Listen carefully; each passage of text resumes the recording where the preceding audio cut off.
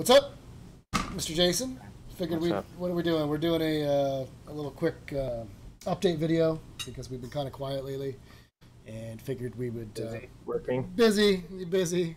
Um, so we got a lot of questions coming through help desk and other channels. So figured we'd give you guys a state of the union, so to speak.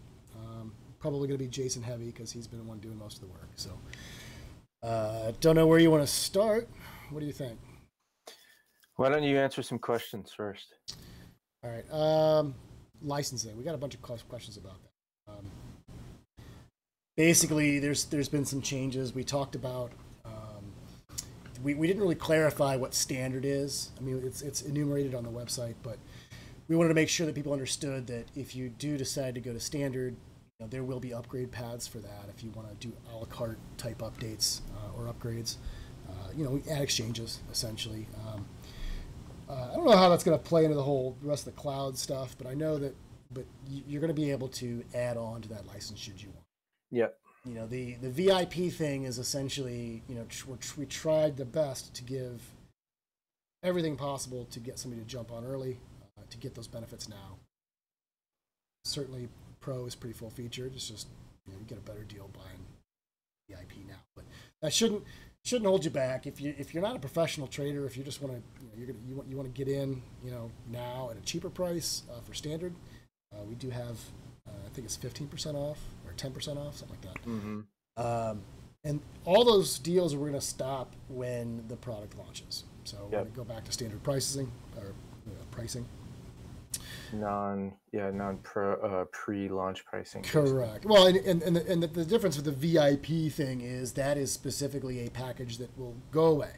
When we're done with Yep. this, there's just going to be standard and pro at the normal prices. So think of it that way. What if you don't want to drop 0.55 Bitcoin? I get it. Then grab a standard. Mm-hmm.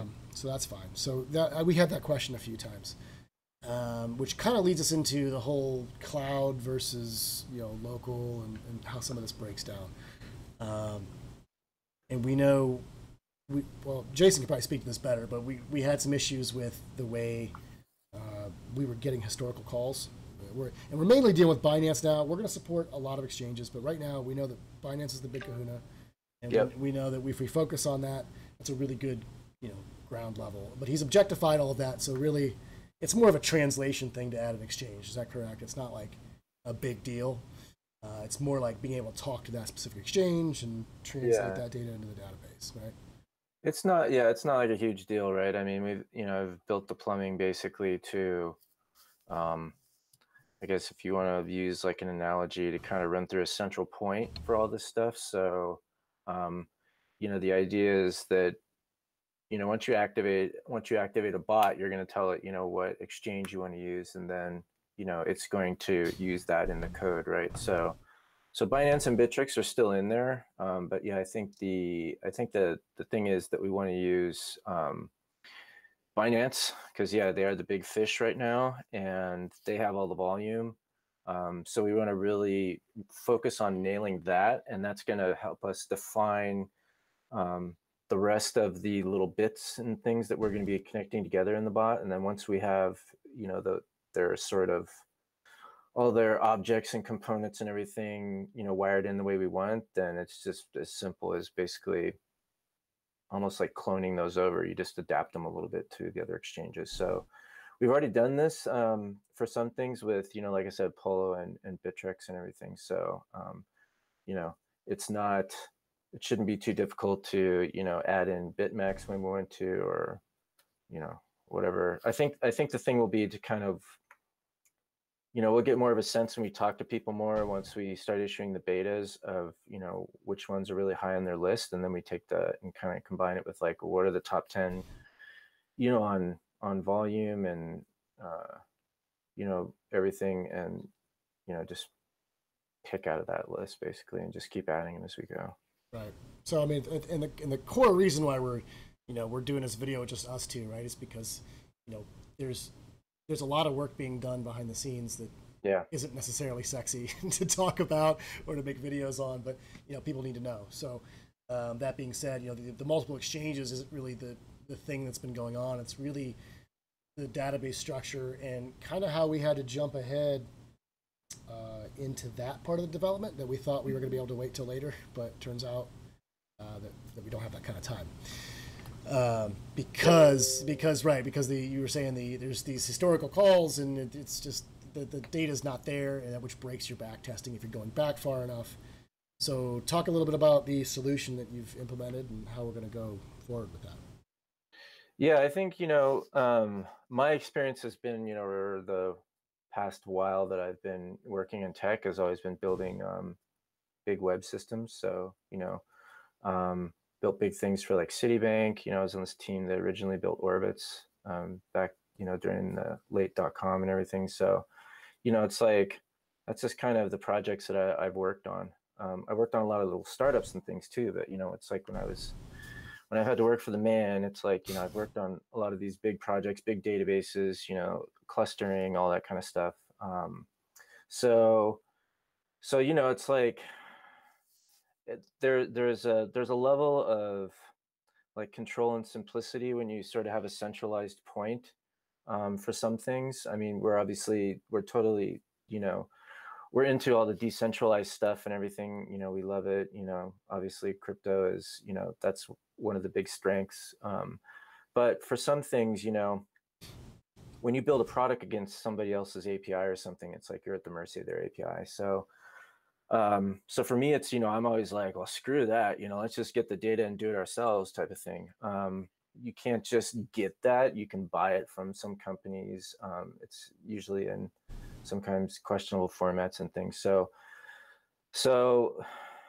basically we knew early on that we would probably want to have something that's a mirror, basically it's under our control, that we can control not just the throttling of the data that gets sent back and forth, but actually the efficiency of the protocols that we're going to use, right? So everybody, when they want to expose a public API, it's everybody goes to JSON and, it's lightweight, but there's much more efficient protocols we can use to shuttle, data over. And so initially when I was building the bot, I focused everything on building the bot, knowing that later on we were going to, get into this whole realm of cloud, the platform, having our own mirror that, we'll be supplying longer historical, back testing, prices and stuff like that, candles and stuff. But I think it was like, I'd say it's kind of a little unfortunate on the time frame, but the gaps that are in the Binance data in some spots, basically the back testing didn't like that at all. And it's not that we couldn't run the back testing through. It's just like since we transitioned everything over to using the TradingView library, it's like it just doesn't like it. And so that's basically what I decided to do, is like, pause, because Richard was going to start working on the licensing part of it anyways. And so we were going to basically start being in that mode of like working on the back end. So I just figured, screw it. Let's just switch, both of us over to working on those things. We're both using the same, frameworks to work on deploy. So, figured we'll do it then. So that's what we've done. We got our Binance mirror up. It has over 200 million rows of all their candle data for every, token they have. And that's in there and it's up and running. So now basically what I've been doing is building the protocol piece that, I was talking about, which is this. Basically, it's like a binary protocol that we can use to transfer the data back and forth. And so, when somebody wants to load up, data from our mirror, we're not going to be limited to just, 1,000 candles, right, per time period. It's like if we want, we can give a full, 30 days of 1 minute if that's what we're going to do, versus, Binance would cut us off immediately at like 1,000. And that's a pro thing, right? I mean, standard users are going to have access to it, but probably limited to what they would normally get through a historical call. But we can offer our pro users or VIP users, way more data, because we control that source of truth. And I think the other point that I wanted to make sure we brought up was that because you're building the appending, we've got all the historical stuff, which there's going to be holes there, right? Because we can't go back Yep. and fill those. We'll carry that price over, fill the old holes. But going Until we got forward, we're building with the WebSockets. So, Yep. from now until forever, there won't be any more holes. Our database is going to be more like a TradingView database where Mm-hmm. it has everything in it. Yep. So that's kind of a big deal, and that's part of what we talked about, like with, when we may have, these periods where we're going to have to absorb some cost or create some kind of a cloud pricing subscription. Right now, it's not a big deal, but maybe going forward, I could see like if the data becomes a really big deal, we're clustering databases and it's like a lot of calls, but that's all way far in the future. I think for now, we can probably safely say that if you have a VIP license or a pro license, that you're going to get access to that. That's not going to be kind of a monthly fee or whatever, right? That's tied into your license. That's the privilege of using Acuitas. And so that's the other crazy thing, like I'm really excited to start playing with the chaining and trades and everything, but none of that matters if the data that we're pulling in isn't right. We can do all this back testing, but if it's got these huge holes, you can see how badly some of that turns out, right? And I guess, Yeah, and well, here's the other thing too, real quick. I mean, we're still going to be using, the exchanges, right, for pushing data to us. The mirror is mostly, again, to apply, a more longer historical if we want, and then also to serve as like that sort of source of authority, right, for like you said, like gaps and things like that. And the other big thing that, that we've kind of tossed around that, again, isn't going to be in the product now anytime soon, but there's a lot of stuff we can do with that data then later on. It's once we start getting our own data platform set up like that, I mean, there's all kinds of things we can start doing with them, not just limited to like back testing or anything like that. So that's something we have later down the road, but again, once we have control of that whole data set ourselves. are we talking about stuff like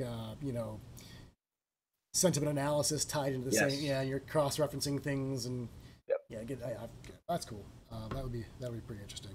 I mean, yeah, I mean, that's the big thing now is, the data scientists and everything, right? It's like they have their big data sets that they want to work with. Suck in all the data and then start playing with it Right. afterwards. Yeah. So yeah, once you get a hold of that stuff, it's like, you have options basically. Yeah. So Okay. we're gonna have more options.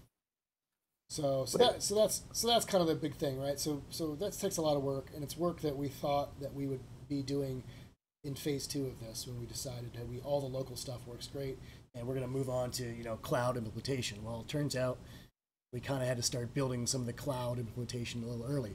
The second thing that's really important to bring up is that we couldn't release a beta because all of this internal stuff isn't locked down. The code's not obfuscated. You weren't sure if you were going to do a compiled executable to give out to people. There's no licensing server that's being built. All of those things need to be secured before we put the software out to the public, even to our VIP members, because it's not locked down. So from what I understand, we talked about that, and that's going pretty well. We're definitely on target to make that deadline, and we'll be able to get something out to people as soon as we have those pieces completed, right? Yeah, and I mean, we just don't want to be in a position where anything's leaked, and we saw this whole past year, basically like people grabbed Gunbot, people grabbed PT, and it was like, there were people like outright like selling it on other sites, so you can't make something that's completely like not hackable, but it's like we just need a little bit more time to lock it down, and really I think what Richard and I have been working on with the licensing and stuff like that is going to be really good, and we're making sure too, like, not to over design everything, but give us enough of a solid base in there to where we can deal then with buying these extra exchanges and popping them on, and it's not like oh, we got to rewrite this in the system or something. It's like, no, we've laid down the platform for that stuff to be pretty good, and so as we roll along, we'll start adding more of those type of licensing features and stuff in, and it should be. Yeah, that's what really impresses me about the work done so far is how how forward thinking it is, how everything's, it's almost very object oriented. It's got its own little container, and it's designed with growth in mind, so that as we get these new ideas and we start implementing more stuff, and I'm sure we're going to get good ideas from the public too. That go, oh, shit, I didn't think about that. Let's put that in. And it's not a big deal to refactor all the code because everything's kind of built that way. So that's pretty sweet. Well, here's the thing though. It's like I've spent like decades literally dealing with stuff like that. I mean, it's like software, especially like the web world, it's like there's massive holy wars basically on how you engineer things and how you put things together. And it's like I've worked in all kinds of different languages using all kinds of different frameworks, and so you start seeing like some really good examples of how people do things, and then you see ways that are really complex, ways that are simple, and so after a while it's like like a chef, right? It's like how to dial that dish in and use just the right ingredients at the right parts. Doesn't mean like we're going to do everything perfect, but I think we have a good enough grasp on how to look far ahead enough to keep it simple enough, and not to get like caught in like analysis paralysis type of things. That's one of Jared's favorite terms. I knew you would sneak that in there somewhere. Yeah, so it's like we just have to be pragmatic and forward thinking enough, right, to get us like to the next quarter or whatever, right? And just I think we'll be fine. So and you did, because we talked about it briefly, but I didn't actually look up what you were talking about. But you said you were going with a specific protocol to do the transmission of the database to the clients, and it was so I didn't know what it was. That was kind of beyond me.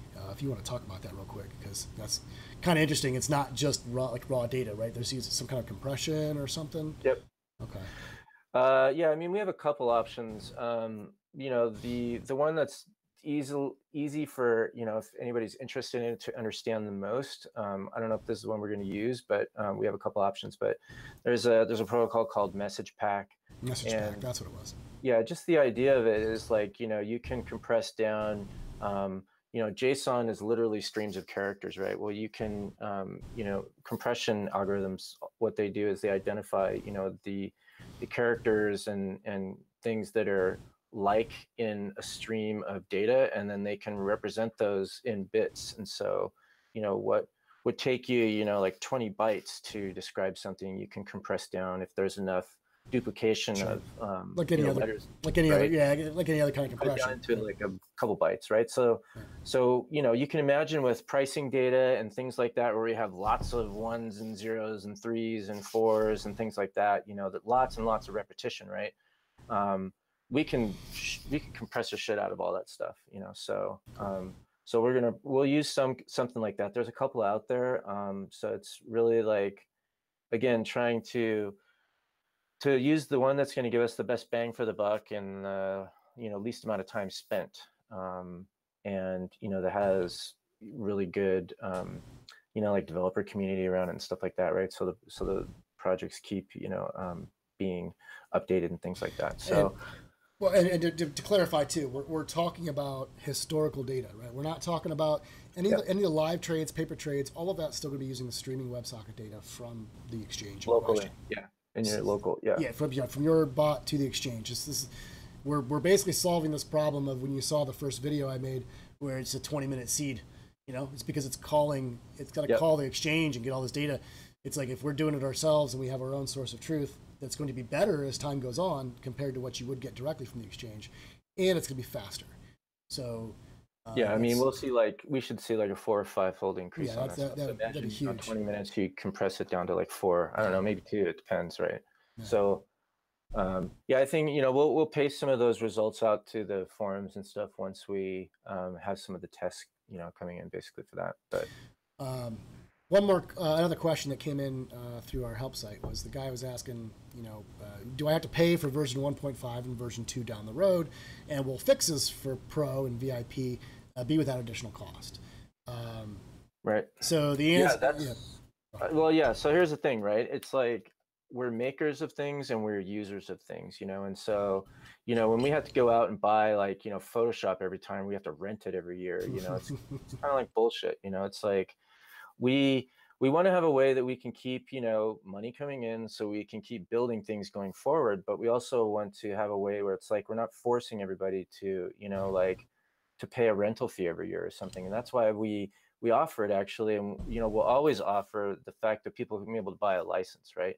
So what does that mean? That means like, you know, um, for version 1, you'll be able to own the license, you know, forever, right? We'll probably do like some sort of like, you know, like Ubuntu, like LTS type of thing where, you know, we will, um, over the years, you know, like we'll still issue, not sure how long, but, you know, we'll issue critical bug fixes and things. So it's not like, hey, you just bought this, a year's over, oh, well, you know, you're out of luck kind of thing. Or if, or what, or what if the exchange changes their API format or something? Yeah, That, yeah, exactly. right. You're like, oh god. Yeah. So yeah, that's not. Yeah. We're not gonna say sorry. You've got V1. You know, Bummer. go yeah, go go pound Exactly. sand.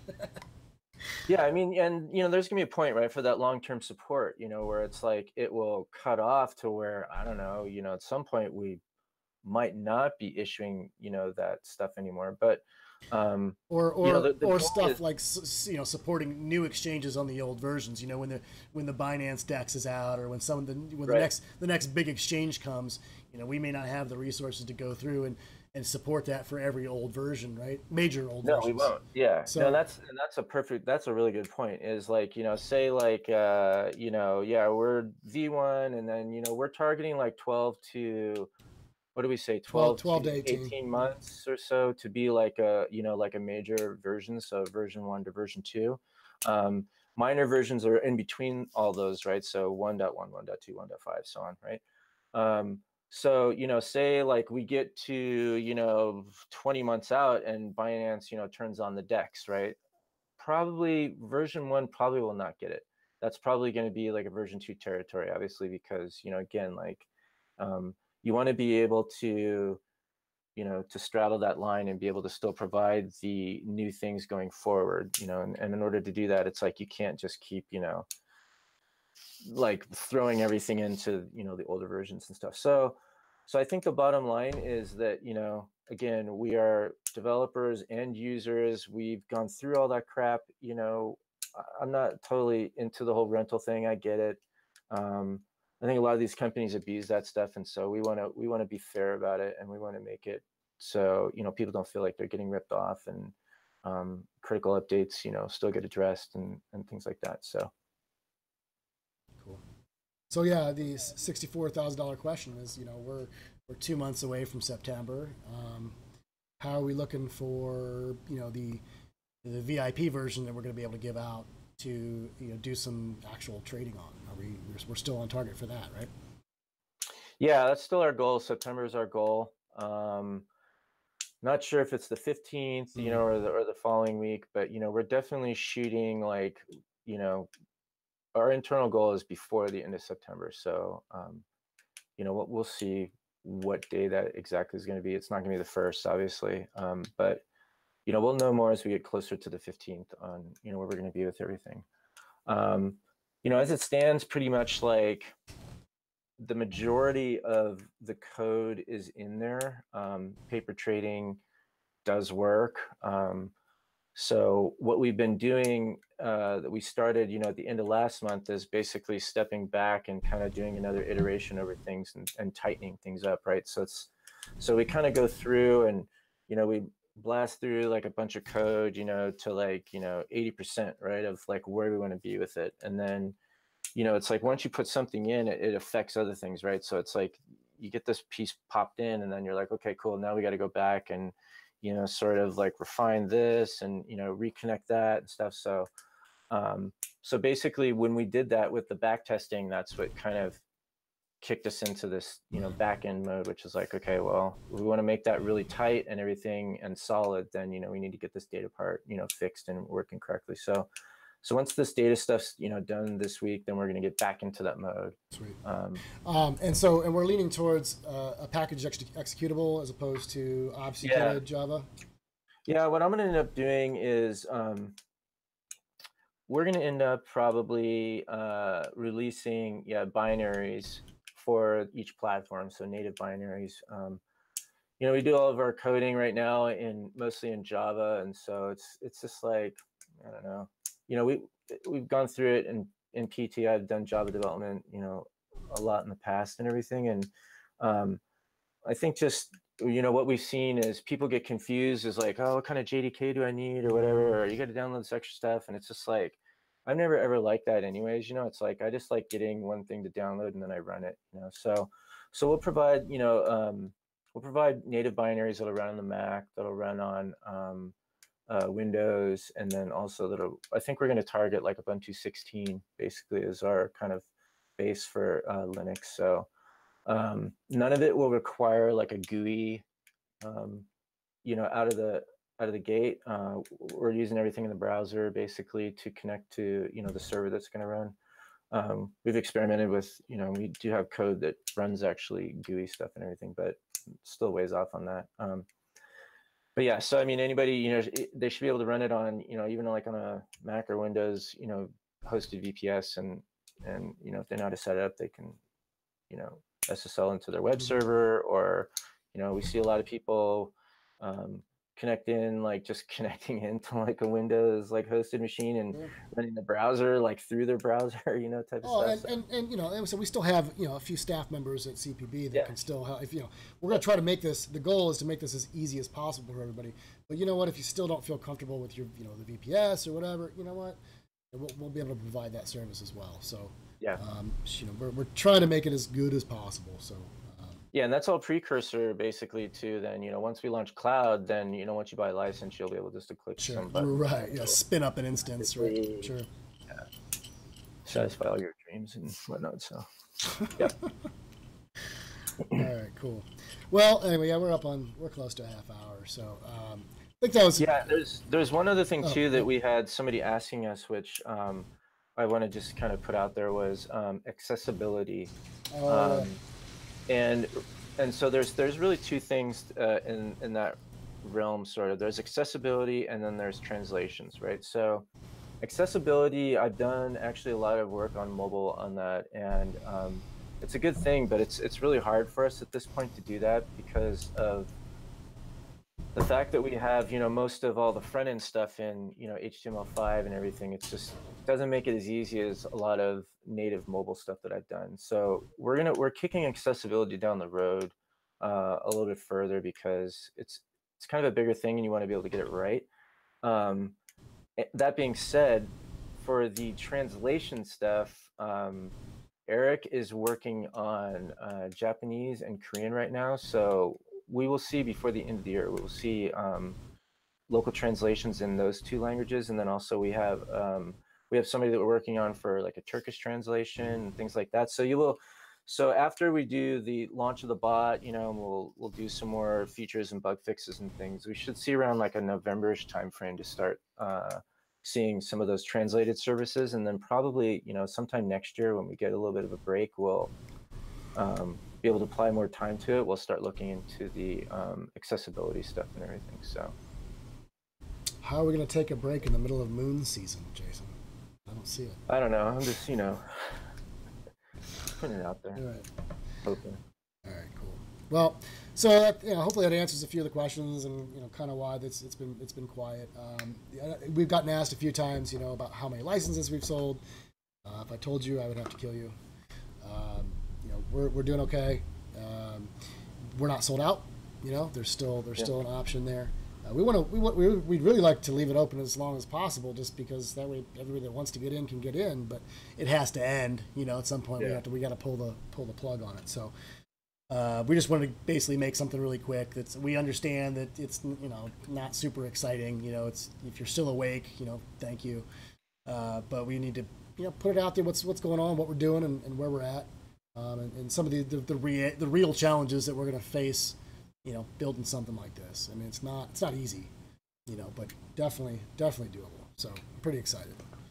Yeah, and just to add to that, I think like you know, we've talked about this. We did some of the videos, you know, on Crow's channel, which we're going to keep doing those videos as well. I think Crow's, because of the amount of content that he puts out, his are more suited to you know, have a lot of stuff that we can show as far as like pretty pictures and Yeah, demos and things, sure. which I totally don't, disagree with. But I think like I think still it's important for, the developers to be able to communicate, what's going on. So yeah, people aren't like, hey, did we just get scammed or whatever, Exit because scam. yeah, it's just like you read so much about that shit, and it's just like we're actually still building things and working. Okay, it's just we got into a quiet period, but I think we're gonna use our channel just to like Do push these these, videos and sure. stuff out. And so yeah, for me it's like important that people still know that things are going. Here's where we're at, And and it's not just us. But tonight wasn't a good night, but we're gonna have other people from our right. team. I don't know if Richard wants to do it or not, but No, no, guaranteed no. yeah, I always try to get him to do those things. Like, I hate that stuff. Like, all right. Be like, none of us like it. Maybe what he and I'll do is we just might like record something where we're talking about some of the stuff, and then I can post that on or something. I'll try to, if I can sneak it on him. It's just like hidden cam. Yeah. But yeah, we've got other people. I know Nihas would love to talk, but we got issues with the UAE and their well, not even that, just the communication break. Oh yeah, that's true. Right? Like I couldn't even Skype or do any VoIP at all through their firewall. So you have to use their state approved services. It's crazy. So that probably won't happen either. But yeah, anyway, we would like to get a little more voices than just us, right? Colin's around, but not tonight or whatever. So well, what we might try to do too is like people can just record maybe some updates or something, 5 minutes or something, right? Yeah. And we can just get those and we can post them or something too, right? Yeah. So just so everybody knows, like, no, these are real people. They're live. They're actually working. They're doing things. Holographic AI. Yeah. Cool. All right, man. Well, I think that was good. I'll get this edited up. We'll post it up, and if people want to leave questions, either you can do it on the YouTube channel. We'll get those notifications, or drop in the forums if you're a VIP member. Yep. Just drop it in there. That's what it's there for. We can facilitate some communication. It's relatively quiet most of the time because we're not like posting updates there. It's kind of like somebody wants to ask a question, we'll respond to it. But there's not a ton of communication because honestly, the software is not in anybody's hands yet. So yeah, I get it. So anyway, cool. All right, brother. Talk to you later. Yep. Bye. See ya.